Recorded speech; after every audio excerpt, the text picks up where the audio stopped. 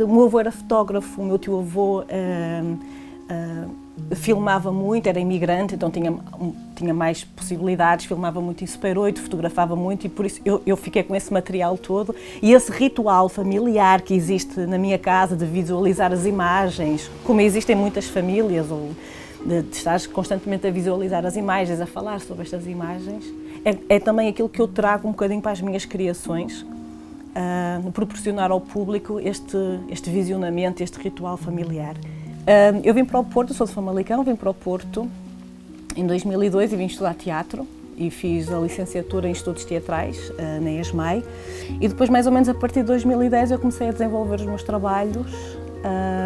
O meu primeiro, tenho algumas criações que já estavam relacionadas com a ideia de memória, de diário, de sonho, de documento, mas o meu primeiro grande trabalho, o meu primeiro filme, Não São Favas, São Fajocas, com a minha avó, não é? Que é um registro,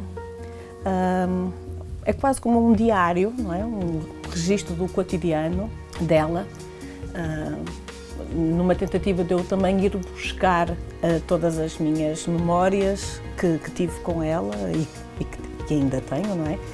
Eu decido então confrontar a minha avó com essas imagens, ela não sabe que está a ser gravada, eu mostro-lhes as imagens e o som, não é? A narrativa é dada pela minha avó, ou seja, ela traz-me o filme para o presente e então eu trabalho sempre nesta ideia do passado, do presente, também muito, apesar daqui de estar a trabalhar com a minha avó, ela acaba por se transformar também num personagem, né? Ela acaba por criar toda a ficção.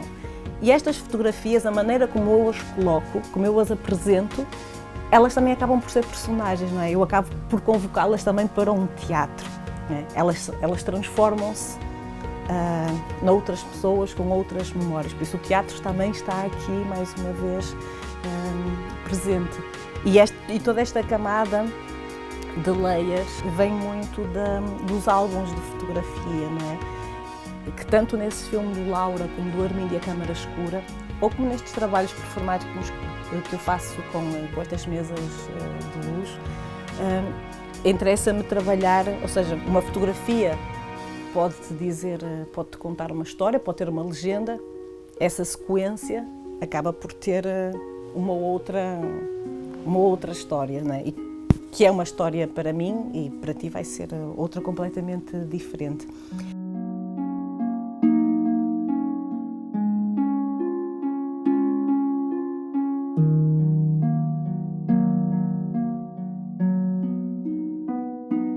Então esta ideia de trabalhar plano contra plano vem muito, inspiro-me bastante na maneira como eu encontro os álbuns de fotografia, que eles também já têm uma organização, já têm uma narrativa. Todo o meu trabalho é constantemente numa busca de novas leituras, novas possibilidades para a imagem ou para sequências de imagens. Mas quando eu filmo a fotografia, eu tento criar novas possibilidades de dar movimento à imagem, ou seja, interessa-me que a imagem esteja em movimento. Eu proponho sempre, não é? O artista acaba por dar sempre a sua visão, não é? Está-lhe a dar uma leitura. O público, não é? Acaba por fazer também ele a sua leitura e há em algumas criações que existe tem essa abertura de poder estar a assistir a um trabalho, ou então em alguns trabalhos em que as próprias pessoas pegam nas fotografias, estão a ouvir uma história ou uma narrativa, mas às vezes elas desligam-se dessa história e começam elas a criarem a sua própria história.